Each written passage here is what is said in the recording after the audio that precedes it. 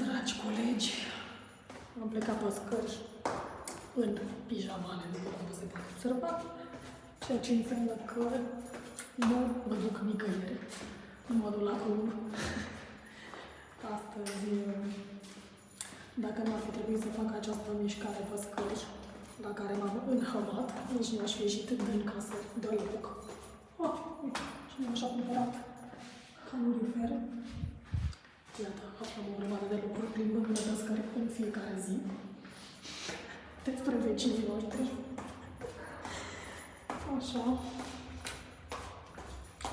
Deci, iată, TGIF.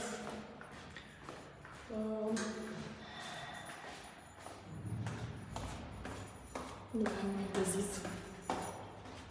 Decât că mă bucur că îmi tot nicăieri până acest frigălău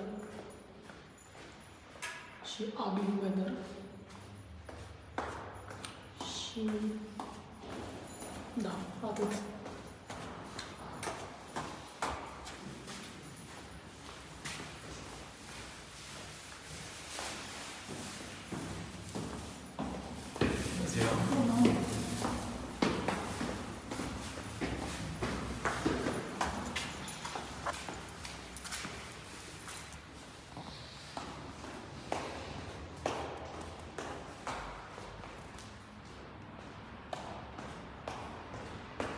La pe tot, poți să te întâlnești cu vecinii pe scări, în pijamale. Tu fiind în pijamale, nu vecinii. Așa. Dacă tot am coborât, vom veni din nou la poștă. Să vedem cu cine votăm azi. Așa. Azi votăm cu... Stați să întorc asta. Să vedem cu cine votăm. Cu Nicolae Ciucă. Nu. Cu cine mă numește? O doamna Lenuța Pasconi, care mi-a dat și un zi. Se numește, iată, Mesagerul Brașovean. USR alături de oameni într-un județul. Da, sigur că da.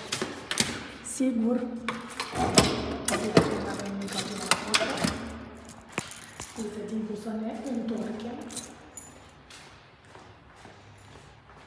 Să ne uităm pe geam. Iată ce urât. Acum voi filma scările. Iată, pentru prima dată, dragi colegi, vă arăt efectiv scările acestea. Fără fața mea.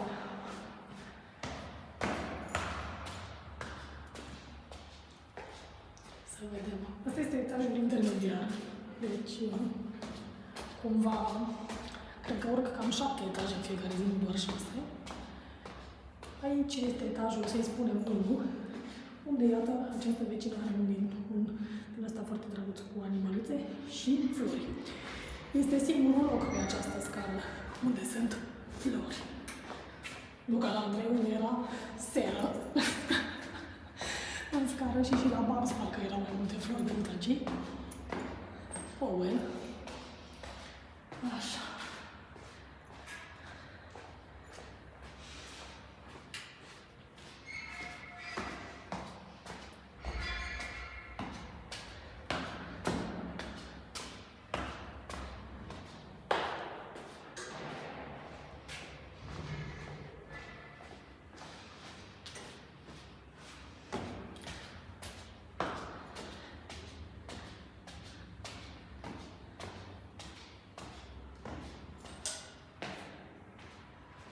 Cred că aici suntem la 4, unde și-a cumpărat cineva calorifer Dubai.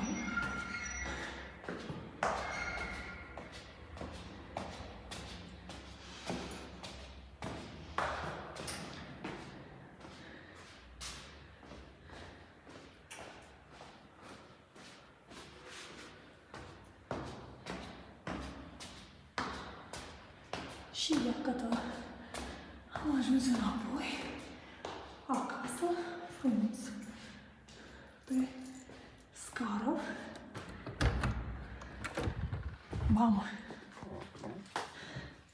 Și iată puful. își rearanjează biroul. Arrivederci!